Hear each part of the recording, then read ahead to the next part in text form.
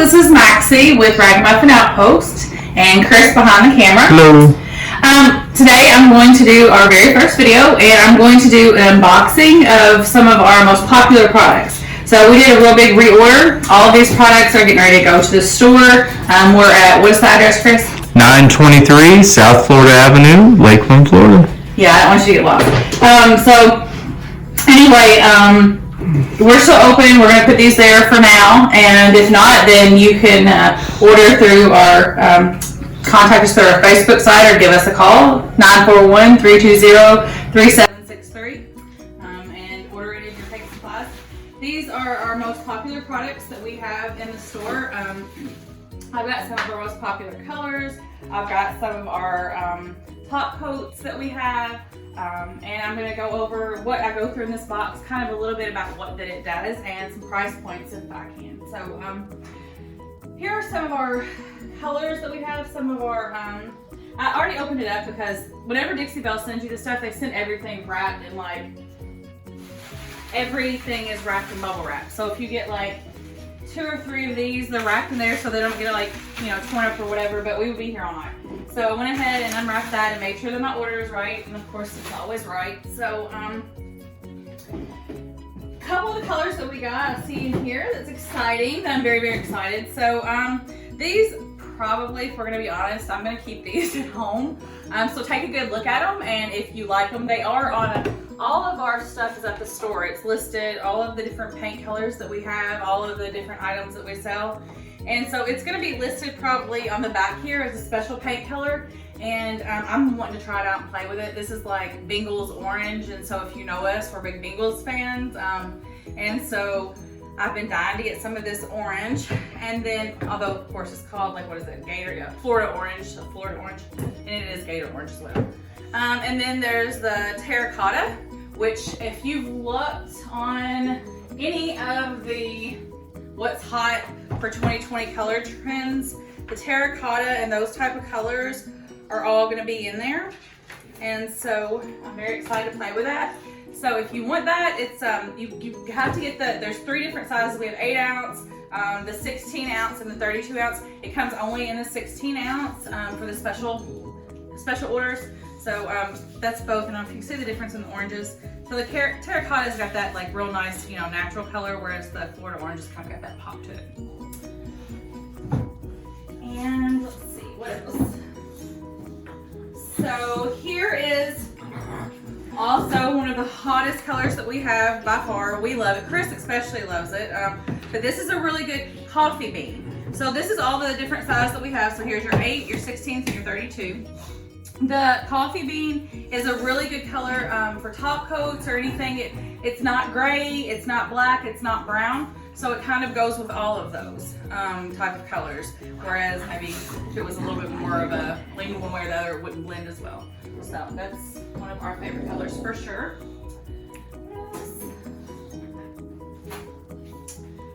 Let's see. Okay, so this is Haint Blue, and I don't even know if there's any way you can even tell on the camera the difference in color in this. This is like it's almost white with a touch of kind of like a gray and a touch of blue. It's really good for blending any kind of colors that you have that have gray or blues or anything like that with them as well. It's a really light, pretty color that you can use to lighten things up. Tea Rose, this is a popular one as well. I think it's really pretty with like the grays and stuff. This is also another popular type color that's going to be this year with that terracotta.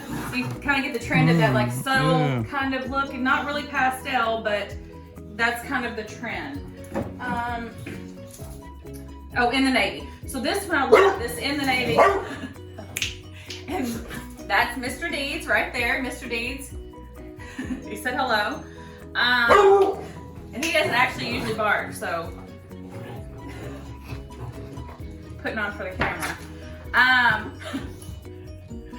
So in the navy is one of my favorite. It's really good, again, if you're going to be doing, it's good for a solid color. It gives you a really good, navy's a good color to do with gold, silvers. You can do so many things with it. But it's also good if you're going to do like any of the shading or blending to do in the corners. It's a little bit of a darker blue than some of your lighter blues. So speaking of blue, so here's another blue. So say, for example, this one, this is your In the Navy. So this one right here is Bunker Hill blue. So Bunker Hill blue is a really nice, rich, like blue, almost like a royal blue. And see the difference in the colors you have there? So if you were to say to use this one, if you were doing some blending, you could use this one more in the corners and use this one in other places. So you get two different shades of blue, but in the corners it looks almost like it has like a shadow going around it. So you can use those two together. Those make really pretty colors. So here's the other one, Honky Tonk Red. So we have a lady at the store, and I have not met her yet. I would love to meet her, who's buying up all of our red, so I've got to meet her. That was my mom's favorite color. And this is like a really red. So I've only used it for a couple of small things. So I would love to see what she's doing with her reds. I think that's really brave to go out there and start using your reds, because the right person has to find you, but how pretty. So this is your Honky Tonk Red.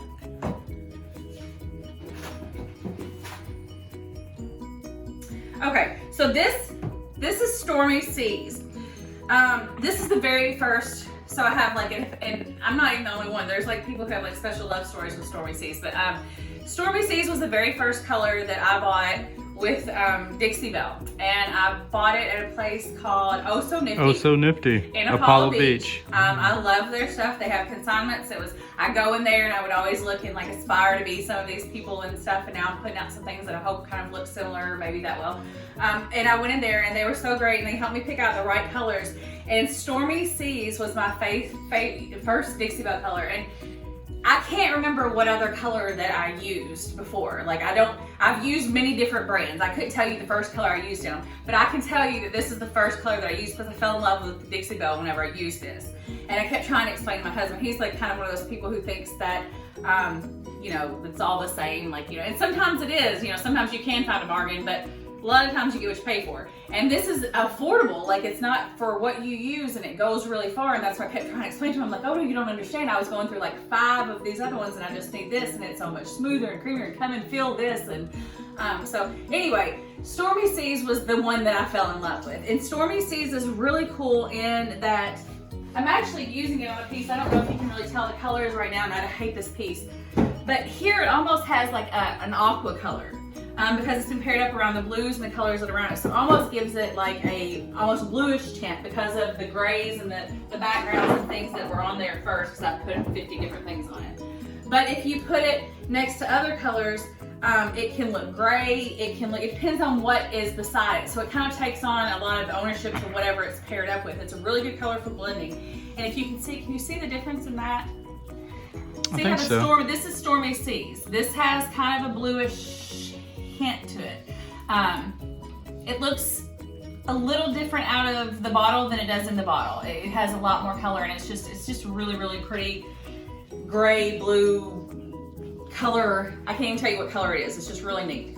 And then this is, of course, this right here is my Hurricane Gray. So this is your typical darker gray color, and you can kind of see the difference in them. So this is your Hurricane Gray, and this is Stormy Seas. Which one did we use on the Secretary? This is Stormy Seas. Stormy Seas? Stormy Seas, yes, that's where I fell in love.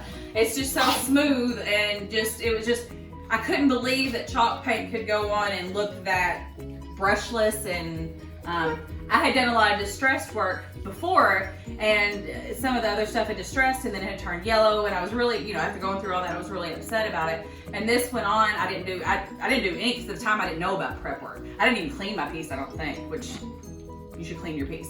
But I went on and I did that, and it was just flawless. And I hadn't found anything before or after that anywhere near touched it. So let's see. So here's a couple of different reds. There's different reds in there, but they all are very, very different as far as how they blend. So this one here is Rusty Nail and Barn Red. So Barn Red is, so you got here, this is your Honky Tonk. See how bright that is? That's red. This reminds me of the nail polish I'm Really Not a Waitress red. And this, that's if you girls will get that. God knows not. Barn Red. This one right here I think is the safest of all of them. It's just got a real It's not too bright, it's just the right amount of pop for red. And then of course, then you have your rusty nail, which again is like a step from the, you know, terracotta. You're kind of got that creamy color to it. Seems like something you find out west. Right, exactly. And you have that natural progression. So, and then there's gravel road. So you've got gravel road. Let's see. Where's my other gray? Yeah, there's gravel road and here's hurricane gray. So gravel road, I really like gravel road. Gravel road has, it's gray, but it almost has like a brownish tint. It's funny how all these can be so similar, but really compared to what colors that you pair them up against, they turn into really different colors. I mean, right next to each other, there's not a huge difference, but if I put these up both against blue, they would change colors even more so and start to separate and show the difference in between them. So there's a lot of different shades and you just have to kind of play with them to see what you like.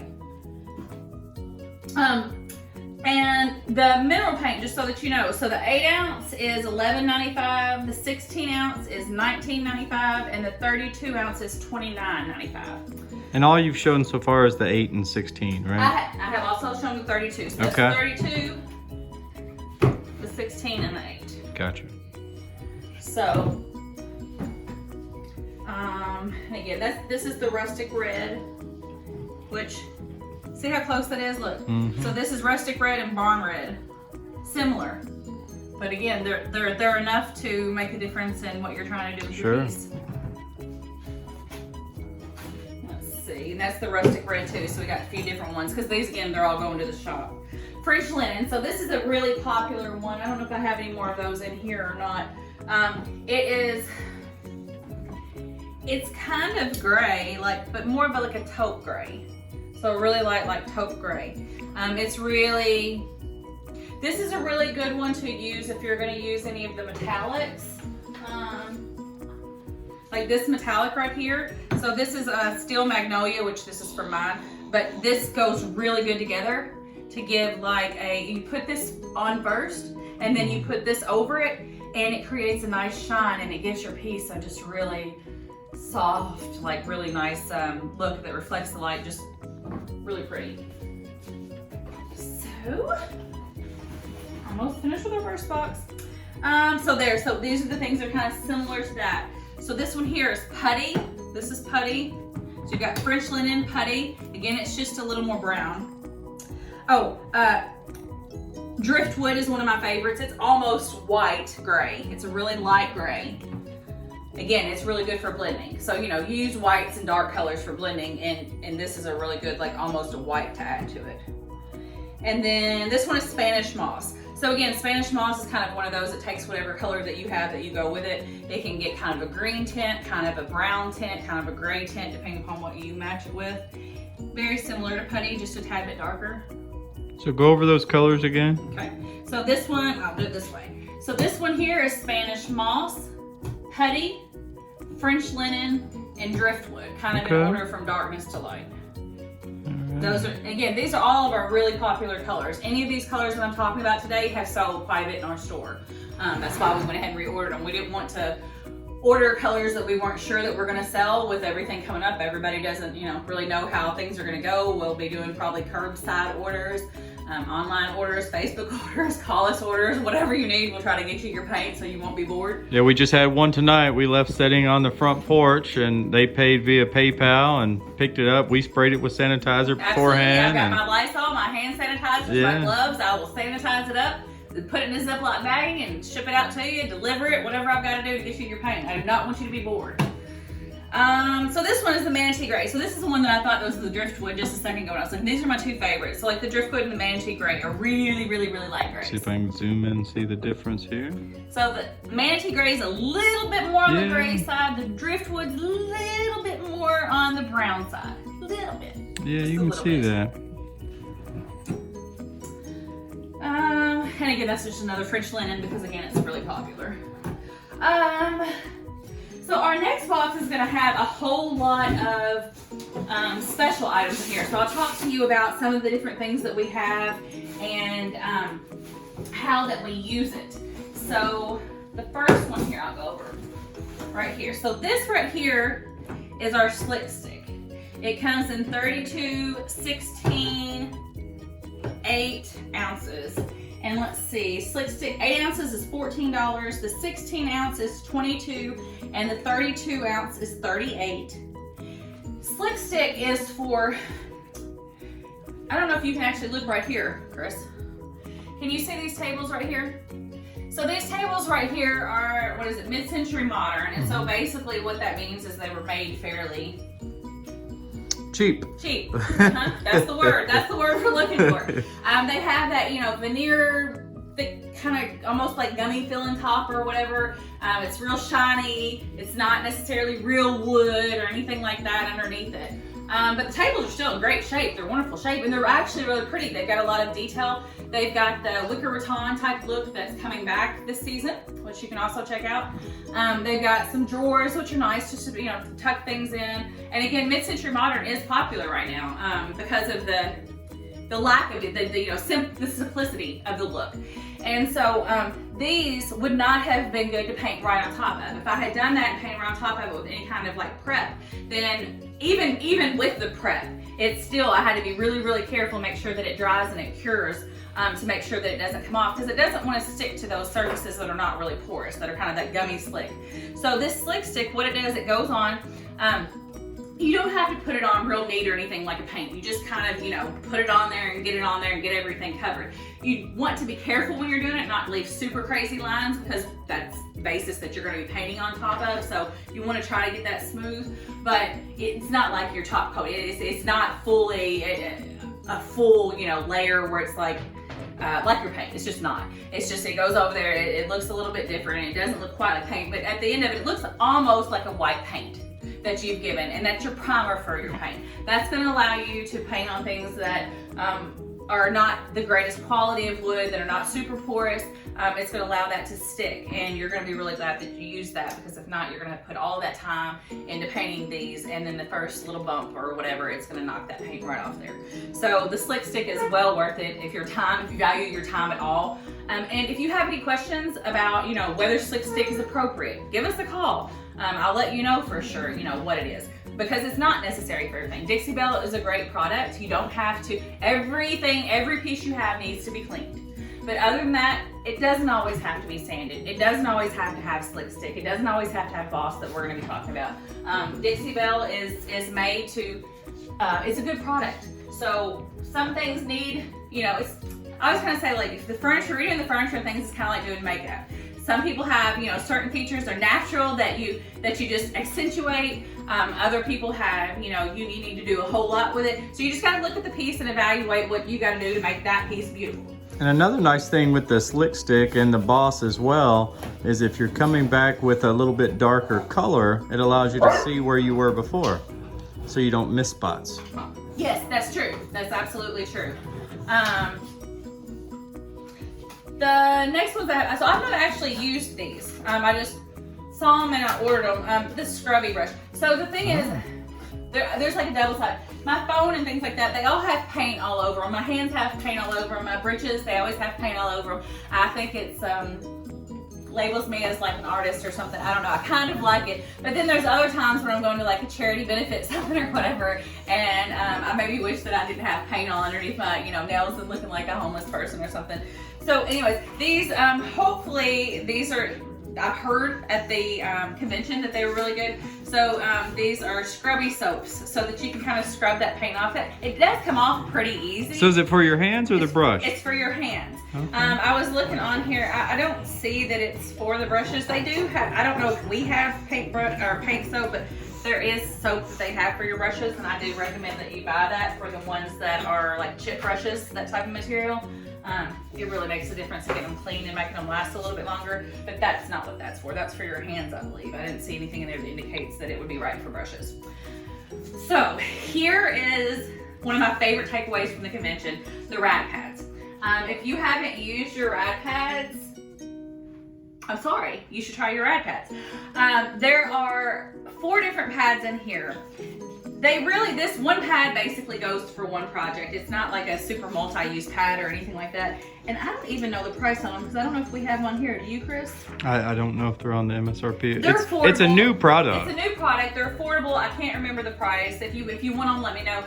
But these are so cool. So one side of it has, and there's medium, which removes, fine, which prepares, very fine, which finishes, and super fine, which smooths. And they are anywhere from 120 to a 600 grit.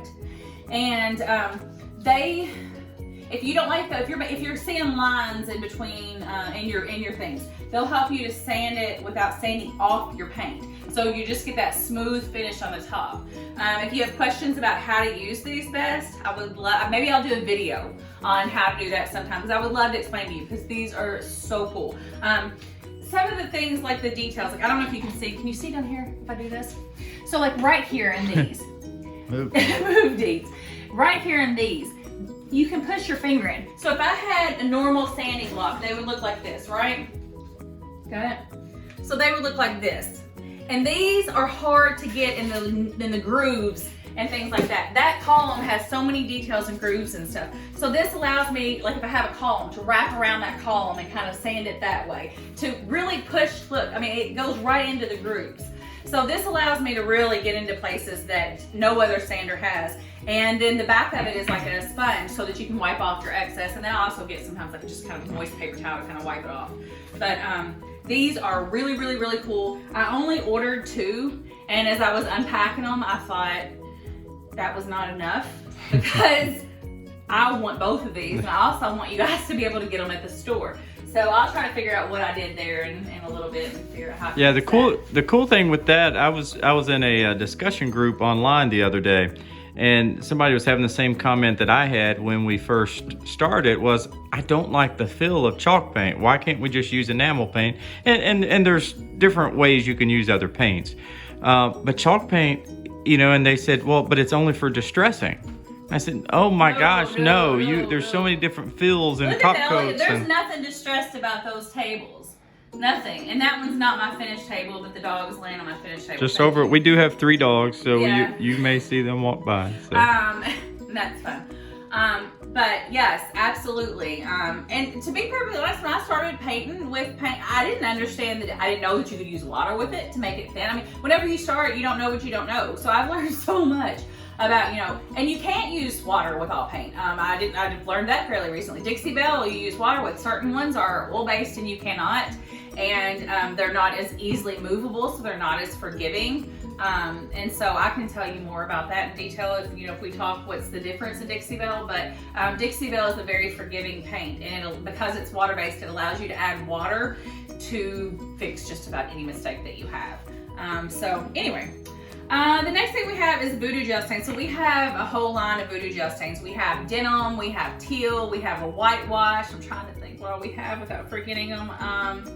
Anyway, they'll take wood and they'll stain it very easily. Bright colors, any color. It's not the no pain gel stain. It's a little bit different, but it gives you some kind of brighter colors. This one's water-based. And so this one's water-based, right? And the no pain gel stain is an oil-based gel stain. They cure different. They're completely different products. Completely different. One's one, the other's the other. Don't confuse them.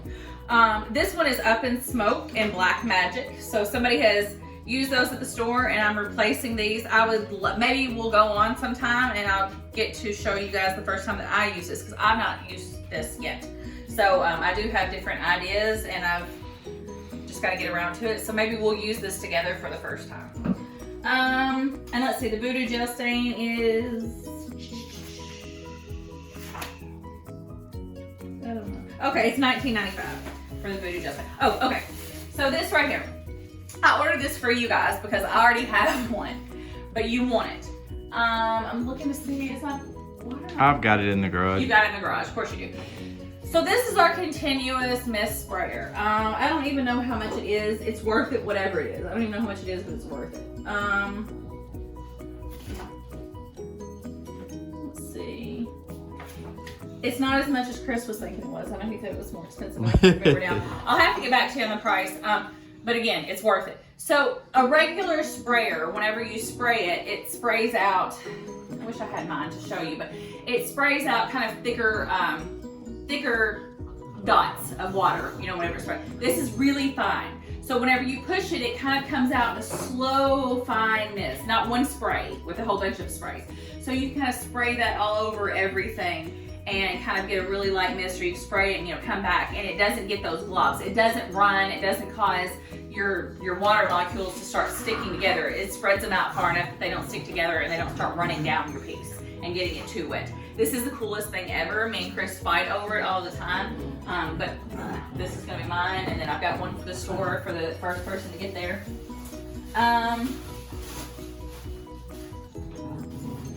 So I've got extras of these. So these are the gator hide applicators, sponge applicators. You don't have to just use gator hide with them. You can use any kind of, well, some people actually, they've got videos where they paint with them. And then, especially your first coat, you can paint with it. And then It does soak up a whole lot of everything. So guess what? I learned something this week for that. So what you want to do before you use your gator hide, it's a sponge, so it's porous, right? So if you take a bowl of your whatever, your top coat that you want to use, your gator hide, whatever, and you put it in there, and this is dry, and you put it in there, it doesn't matter how much you have in there. This thing soaks up a lot. How much is it gonna soak? If that thing's like, seriously, if it's filled up to here, how much will it soak up if you put that in there? Most of it. Oh, it'll soak the whole thing. Yeah. So what you need to do before you use the sponge, you want to get it wet and squeeze it out. Why? Because then it's full. It's not absorbing things up into the sponge. It's just going to do this kind of top layer here so that you can put it on. So that's that. Everybody loves the applicator sponge, but there are things that I can help troubleshoot you with. The other thing is, for example, those right there. What I used for those, anything that you use that's a really light color or it's white, if you didn't get everything perfect, sometimes this is a really thin sponge, like a really nice, soft, smooth sponge to keep you from getting lines and things like that. But because of that, it tears, and sometimes you can get little blue pieces. And so what I have through all of our friends that we watch is I have some pantyhose. And so I cut up my pantyhose, and then I just take the pantyhose and put it over the top there. So whenever I go and I dip it in my stuff, I get just that top little layer there. I kind of smooth it off like that, and then I take that top layer and I just right there. And so that way none of that blue gets on it.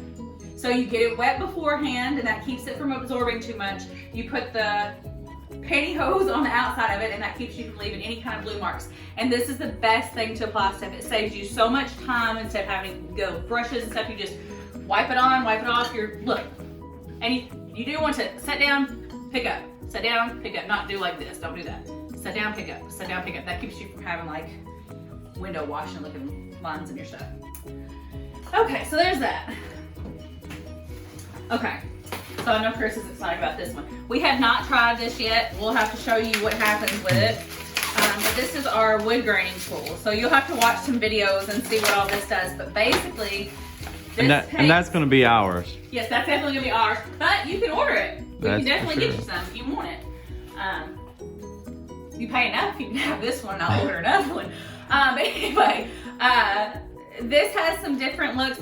It's the craziest thing to me. So you just take this thing on and you put it down, and then all you do is just drag it, and it makes it look like it was like really wood. Chris and I both, when we look at it, we don't understand.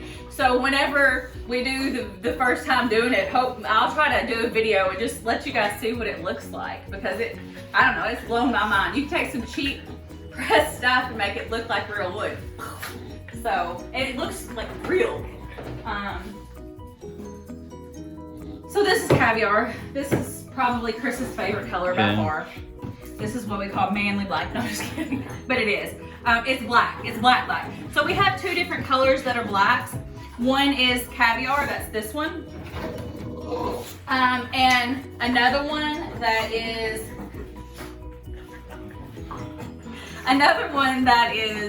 midnight sky. So the caviar is a black. Midnight sky is Parker. Sorry, my dogs. Midnight sky is kind of a bluish black. So it was paired with with a purple, and it looked purple. It was paired, I've seen it blended, you know, is the darker color. It was paired with blue, and it looks kind of blue. So the midnight sky kind of is a lighter color that takes on more of a look than what it has. Caviar is black. It's black. It takes on black look. So that's it. It's a very, very black. So we have that in all our different colors. This will probably be ours because we like really love it a lot. Chris likes to do, so the caviar, again, that caviar that I just had, that's also going to be a really popular color this year. If you have any wood, wood with black is really popular this year. So if you have anything that, I don't think we have anything in here that's like wood grain, we do at our shop that we're considering, that is a, what's it called, Chris?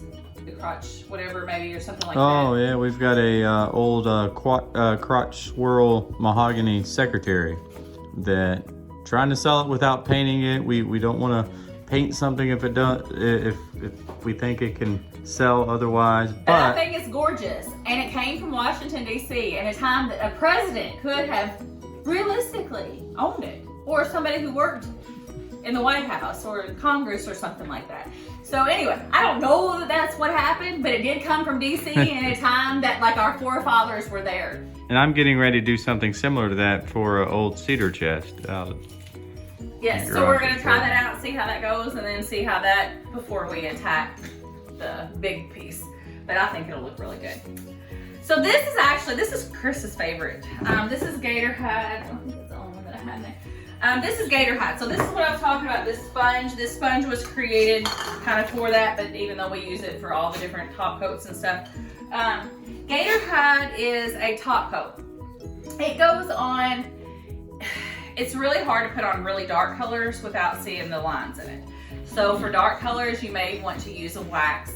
And I think I don't have any waxes in here or not.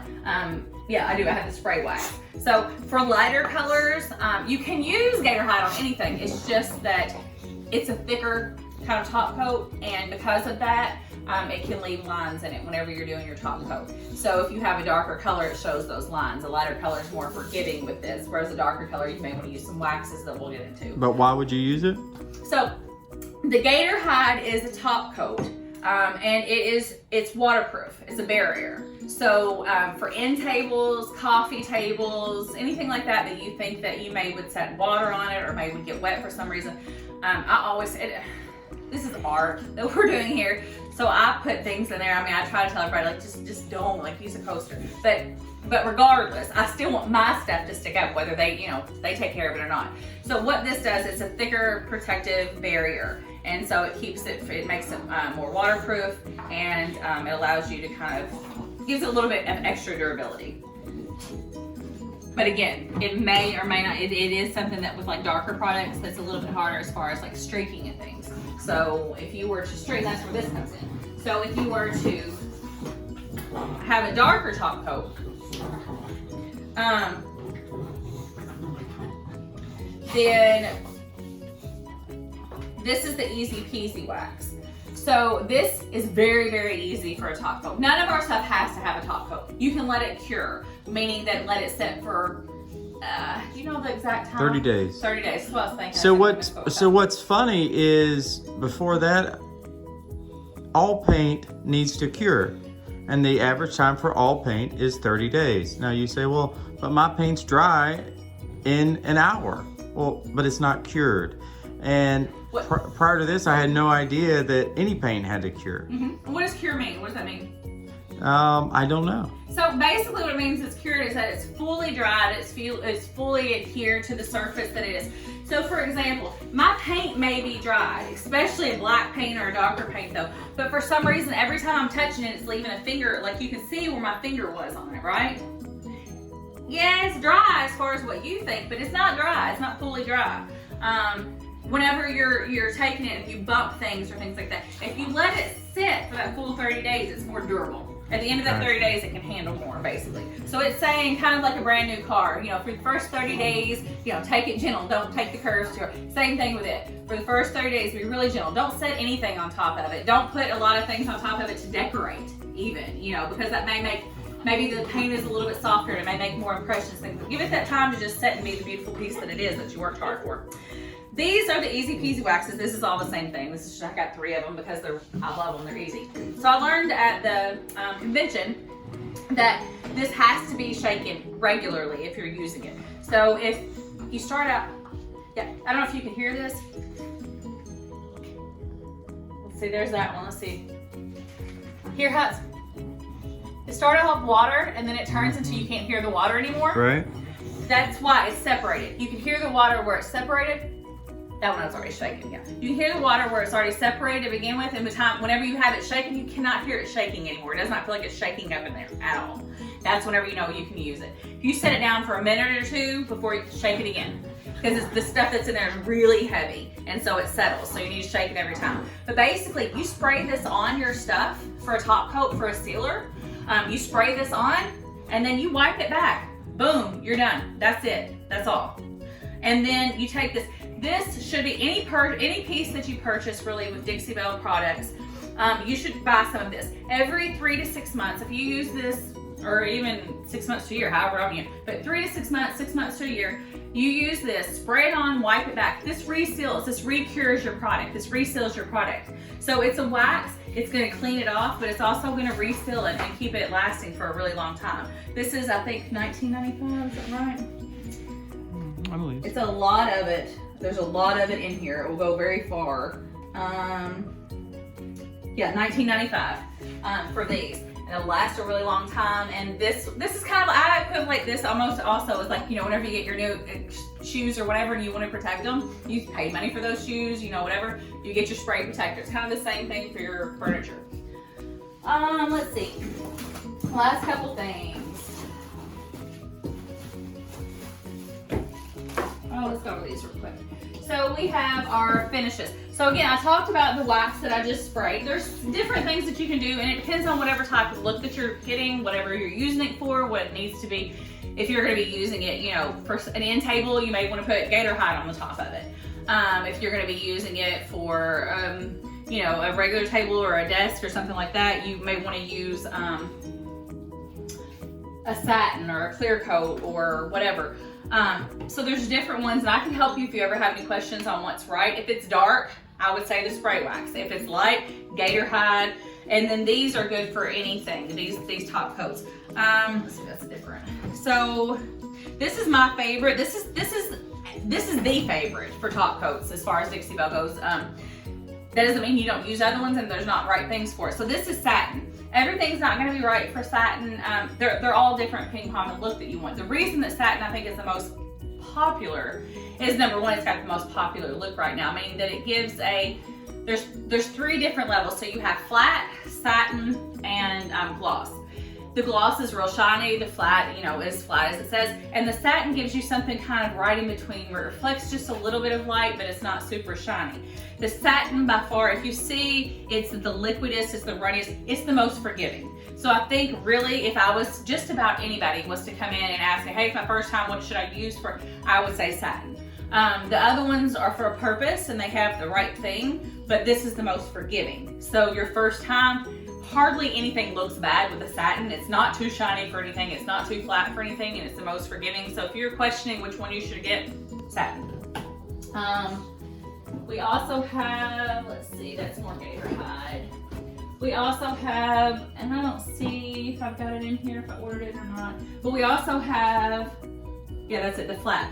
So if you can see there, it's kind of separated, but there's the flat. So the flat goes on, and it just gives you that kind of protective top coat, but it doesn't really change the look of the paint very much at all. It very much gives it still that chalk flat, no real shine finish. I'm trying to think, what have I used? What have we used that for? For the black, I know when we've used black, we've used the flat, or we've used it. I've used that over decoupage. If I've used decoupage tissue paper, I've put that over top. Yeah. So again, there's not necessarily wrong things. It's just what are you trying to accomplish? And now, what if you put the flat on, you didn't like it? Can you put the satin over top of it? Yes, as a matter of fact, you can. So, and same with like the gator hide and things like that. So what they suggest, your top coat is going to be what is reflected as far as what the protection, I guess you would say, is. So if I put gator hide down and then I put satin on top of it, the satin can still get messed up because it doesn't have a waterproof barrier. Does that make sense? Because you put that on top of it. But the finish that it's going to give is going to be the last finish that you got. So say I start off with the gloss. I think I want gloss, and then I put it on there. I'm like, oh, that's too shiny. I don't like that at all.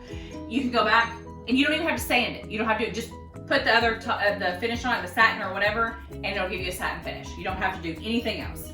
It's really, really thin. It's really, really easy. The top coats are super easy. Gator Hide's not quite as easy. It's a little bit more challenging just because it's thicker, but again, it gives you more of a durability. So it's depending on what you're going for. And I saw this here, I think one drop cloth that was just stuck in there. That's kind of our off-white. That's one of our most popular colors. Yeah, drop cloth.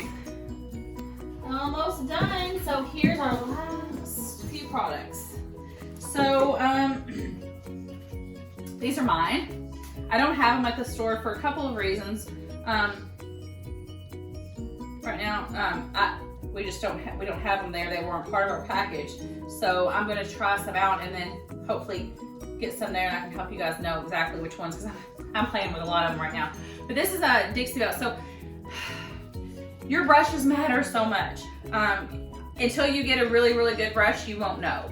And then you're like, oh, I spent all this time thinking that it was me not being good at something, and really it was, you had really inept equipment. The Dixie Belle brushes are, this one right here is my favorite, the mini. So the reason I like the mini is, first of all, I'm like, my hands are smaller, it's perfect size or whatever. This is really good for blending, really good. It gives you like that, no brush lines. I'll show you something. You'll see, if you see me, you're probably gonna see this brush. So what happened was I forgot, and I had one and I left it in, what's that stuff called, Chris, that I left it in? Oh, I think you had like poly. Yes, yeah. And probably I should have never used poly with it. I never used poly before. So some things I finished out myself. I'm like getting to be like a little bit of an expert on this Dixie Belle. I'm like branching out on other things. But anyway, I ruined my brush. I almost cried, but I have it back now. So, and then this is a new one that I have. I have an oval medium, and it sometimes gets entirely too much paint. So I was hoping the oval small would do good. Again, I'm hoping like it's to get in the corners. I don't know, we'll see. I'm hoping that'll be good for shading and blending and whatnot. Oh, so this is a whitewash. We have so many different like glazes, whitewash. Anyways, I'm just gonna tell you about this one instead of telling you about all of them. This one, the whitewash, it goes over any color. So basically it's like a top coat with a little bit of color. So, like they never do this, just so we're clear, they're doing it for the camera. But it goes over it just a little bit lighter with color, so it kind of looks like a frost, almost like a frost on it, the whitewash does. It looks really good for like beachy scenes, darker colors, like a blue, and then go over it with like that white kind of, you know, cast that goes over it. Anyway, that's for me to play with. And then we got some of these applicator pads. So these are supposed to be with oil-based products. And so the No Pain Gel Stain is specifically my thoughts. Chris really likes using the No Pain Gel Stain. As a matter of fact, we're probably got a chest out there that we'll be using on, so maybe he can do a video whenever he's doing that and show you how these pads are. So I can say I've not actually used these, so I'm just gonna tell you what that I learned from the convention, was that they do have pads like this. It's almost like a washcloth on the outside, and then on the inside it's like a foamy type thing. These are some sort of a loop thing here, and they apparently sell things kind of like this at like Lowe's or Home Goods or whatever, and they said do not get those, you'll be sorry, because apparently these loops make quite a bit of difference. The other things have almost like a string that hangs out or something, and it makes a difference in how that it goes on. I've not used it myself to give you like exact details, but apparently there is a difference between ours and like the ones that look like ours.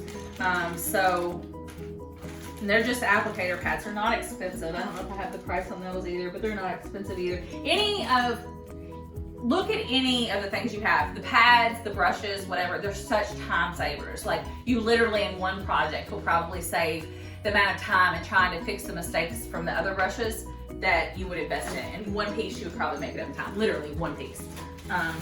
So these are the last things. These are gilding waxes, and they are going out of, I don't know if they're remaking them or what. So these are the few that I have right here, and we have turquoise, teal, and hammered copper.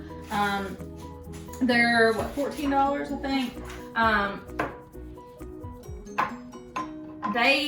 They're small, but they go a really long way, like a super long way. So I've used these on quite a few different things.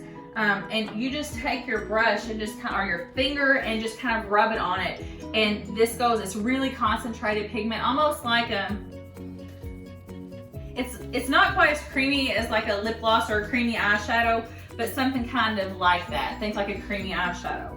and it just really goes far. This bronze and the gold have just made some of the, you can take any of the hardware from some of these pieces and really turn them into something pretty if you paint them and do some different accents and stuff, or bring out highlights. So anyways, that's what those are for, to just play and bring out highlights and to give you some different stuff. And I don't know what they're working on or what. I know that there's some different places you can get these, even if we don't have them right now. We still do have some in our store, so I would get them before they sold out, because they're really cool. They're really fun to work with, and they make accenting some of your stuff really pretty. So I think that's it. I hope that you all learned a little bit. I hope that you all saw something that you want to get. You can hit us up on our Facebook, on our YouTube, or go ahead and hit like and follow. And Chris, is anything else? That's it. All right, have a good night from Ragamuffin Outpost.